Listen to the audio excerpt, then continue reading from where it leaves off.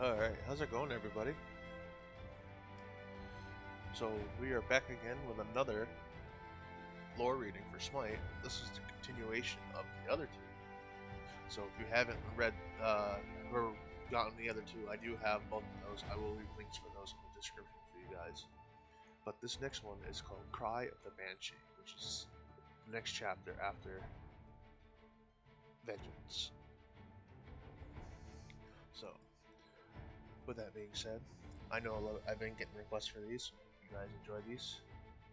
I would probably do more in the future if you guys keep liking them. So, with that being said, let's continue on with the story. So, Zeus fell from the heavens like a thunderbolt. Scylla rose to meet the former king of Olympus, a wild grin on her cherubic features. The sea shook at the violence of their meeting, as if they were the waters in pain. Perhaps they were. Merlin watched the struggle from a safe distance away, hidden by his strongest magics. He wanted none of the gods present to sense him, especially Arthur. They would not understand why he'd come, and he had no wish to waste the time attempting to explain. He would tell them where the deed was done, and not before. Nearby, a crew of terrified fishermen were herded onto a shore by Zeus's allies, including King Gilgamesh. As ever in the conflicts of the gods, it was the mortals who suffered the worst. When great powers strove against one another, the weak were often caught in the middle. Merlin considered intervening. His magics might bring a battle to a swift conclusion. But that would not serve his greater purpose, so he did nothing. But what is his greater purpose, though? That's the question. In any event, the newcomer was making a good showing. He played the role of the protector well, if not gladly. Arthur, on the other hand, had been born for it. His eyes strayed to the man he made king, and he felt a flush of pride as Arthur shattered the hull of a hurled boat before it could strike the knot of a cowering fisherman. It was inevitable in such moments. His thoughts turned to Camelot, to all that could have been. But Camelot was gone. The Camelot they knew, at least. In this time, in place, it was just some nameless village in the wilds of Britannia, and its people were woad painted savages who worshipped their own gods. In a few centuries, it might well resemble the land they had left, or maybe not. Maybe it would be something new. Merlin knew that he could make it be as it was. He could transform it by guile and force and luck. There was a strength in him enough for that. He had considered it. In the wake of Cthulhu's defeat, some of the gods might frown in displeasure, but none would gainsay him. After all, had he and Arthur not defended those lands as if they were their own? All that had stopped him was the sure knowledge of Arthur's disapproval. In the end, it had been enough. He could endure anything save that. He is in his element, a familiar voice murmured, close behind him. He stiffened, ready to unleash a sorcerer's blast, but forced himself to relax. He turned to see Morgan Le Fay standing nearby, a serene look on her face. Yes, he said. Come to help your monstrous allies, Morgan? Not my allies, say rather the allies of my ally. She gestured to the rolling sea and the combatants. Perhaps not even that. Tiamat freed Charybdis, but she did not intend for her to go on a rampage. She thought the sisters would head straight for Olympus. She should have known better. Monsters cannot be trusted. Morgan shrugged. I said much the same. I was ignoring. She treats you poorly, then. Perhaps you chose the wrong side. The only side I am on is mine, Merlin, the same as you. Merlin frowned. I serve Arthur. She gestured towards Arthur. Then why are you not at his side? Why are you lurking here, hidden behind a veil of magic? Anger washed through him, but again he restrained himself. Did you come for a fight, Morgan? If so, we can have at it. He held up a hand and fire kindled about his fingers. For a moment, he thought she might take him up on his offer. The sword that hovered behind her quivered. She then gestured, and the blade dipped. I did not come to fight. I did not know you would be here, she looked at him. In fact, why are you here? For the same reason you are, no doubt. Merlin's eyes never left Arthur as he spoke. Look at him.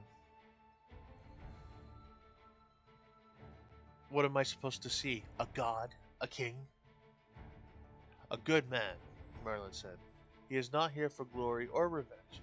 He came to help, because it was the right thing to do. You sound surprised. Well, perhaps I am. I didn't teach him that. Morgan laughed. No, nor I.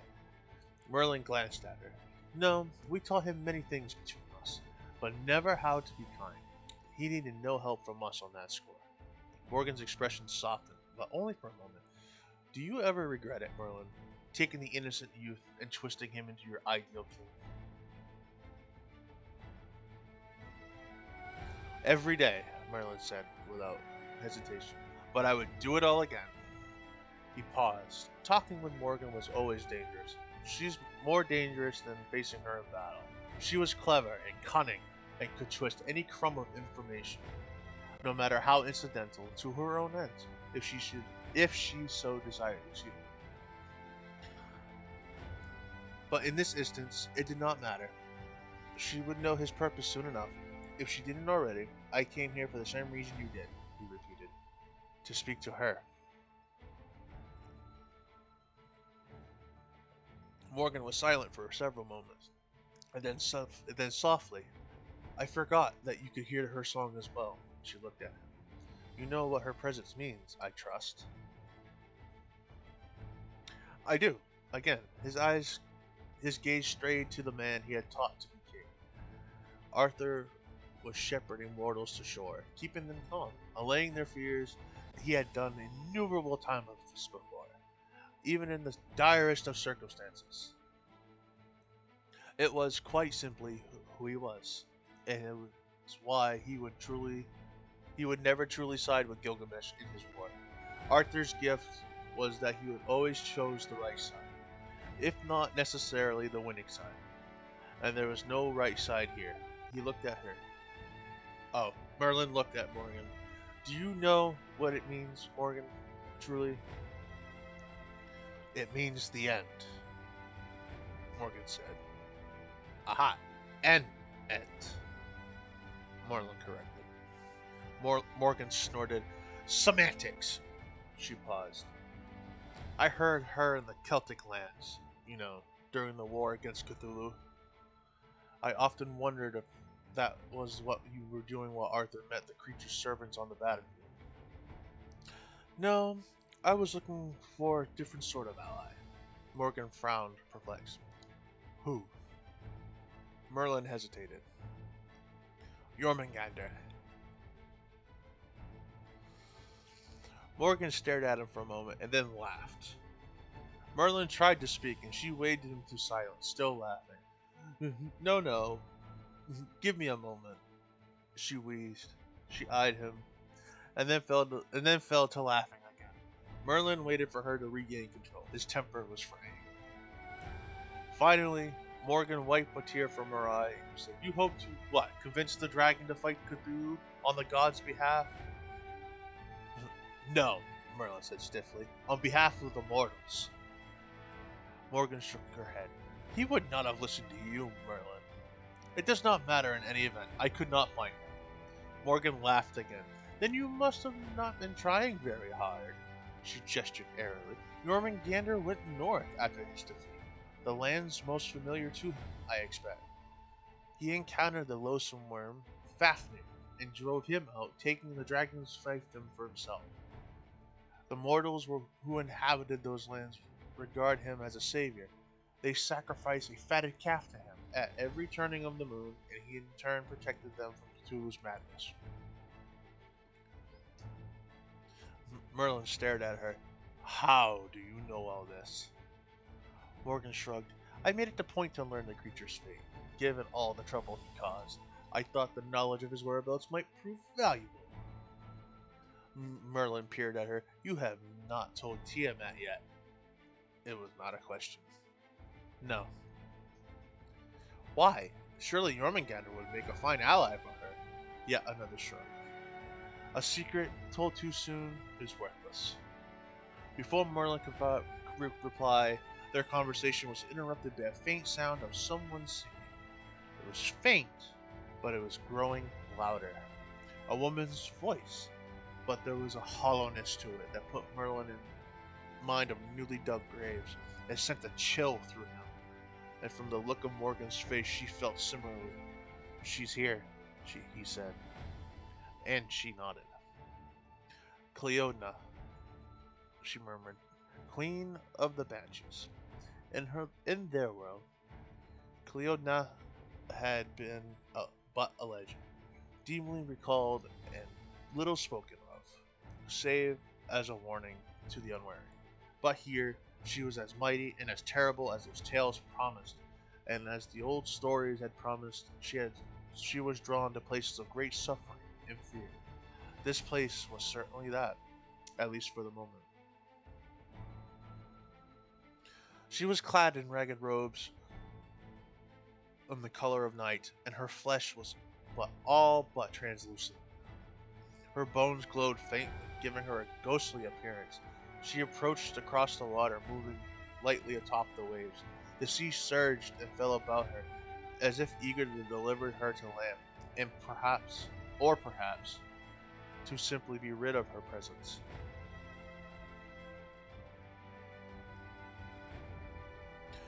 Her song rose, and fell like the waves, and Merlin winced as she drew nearer. She paused, standing unseen and unheard among the gathered mortals on the shore, as if taking a tally of them. Merlin glanced at Morgan and then cleared his throat. Cleodna ceased singing and turned her chilled gaze upon them. She betrayed no surprise at their presence. Instead, she smiled, and Merlin felt another chill run through him. My lady, he called out, I would speak with you. We would speak with you, Morgan interjected, glaring at him. Cleodna, I'm sorry, bear with me here, drifted towards them in no great hurry. I know you both, she said. You are familiar to me, yet not. You belong to another age, another turn of the wheel, and yet you are here, lost. The air grew cold around them as she approached. The Queen of the Banshees radiated a fell power that Merlin knew was as old as his own. Older, even. The sort of power that had weathered the world's ending more than once, and would again. Yes, I know you both, and I know what you wish to ask me. Merlin glanced at Morgan. And your answer? Cleodna studied them both in silence, her spectral features showing nothing of her thoughts. We of the Tuatha De Danann take no sides in the wars of the gods, she had said at last. To do so would be to unbalance the great cycle. It is already worse than unbalanced, Morgan said sharply. She pointed an accusing finger at Merlin. It is broken, thanks to him and those like him. She took a step towards Cleodna. But with your power, we might yet fix this. Cleodna shook her head. You cannot fix what's not broken. Merlin frowned. What do you mean? Jormungandr was defeated. The cycle was averted. Wasn't it? Cleodna stroked his cheek with something like tenderness, and he could not help but shudder in revulsion at her cold touch. So arrogant. To think that you could halt what must be. You have only delayed the inevitable, and one dragon will do as well as another. Morgan hesitated, looking back and forth between them. What do you mean? Tiamat has no intention of ending the world. Cleodna's smile was as cold as the grave. What is intended and what is not accomplished are often two different things. Something you both know well. Merlin paused. If defeating Jormungandr didn't break the cycle, what would? He asked the question without thinking, mind still a whirl with the realization of how futile his sacrifices and Arthur's had been. Morgan seemed equally as stunned. Cleodna turned, her bleak gaze fixing upon the mortals. The gods are a fire, growing in strength. Until they consume themselves in the world, the fire rages and a new growth occurs when it finally snuffs itself out. That has always been the way of it. But the fire can be managed, controlled. It does not have to rage unchecked. Controlled? How? Cleona again glanced at him. You know how. The question is whether you can bring yourselves to do it.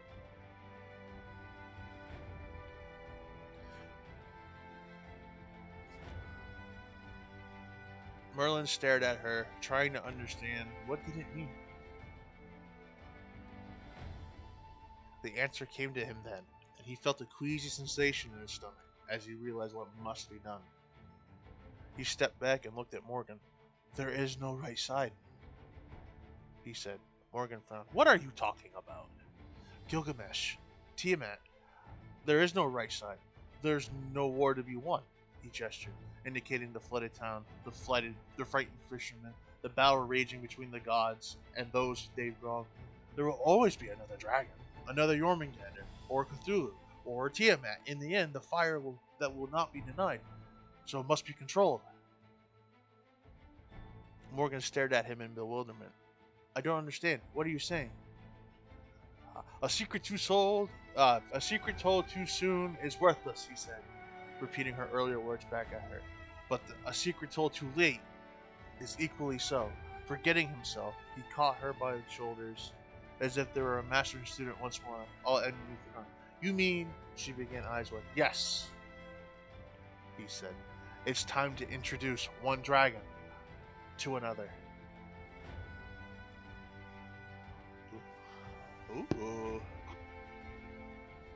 What are you planning, Merlin? That is an interesting question. Is Jormungandr going to meet Tiamat? Or which dragon are they talking about in particular? Who knows? But with that being said, we'll leave you guys to ponder that. I hope you guys enjoyed this lore reading. And this has been Cry of the Banshee. I hope you guys have a great time. Have a good night, a great day, or whatever time you're watching this. And I will see you guys on the next one. Have a good time.